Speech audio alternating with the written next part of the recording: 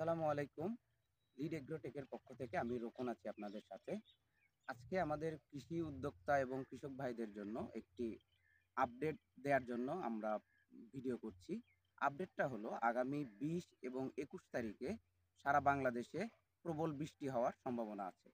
এটা শীতকালীন সময়ের জন্য খুবই মারাত্মক একটি সমস্যার সম্মুখীন হতে হবে আমাদের কৃষকদেরকে, বিশেষ করে যারা আলুর জমি চাষাবাদ করছেন তাদের জন্য।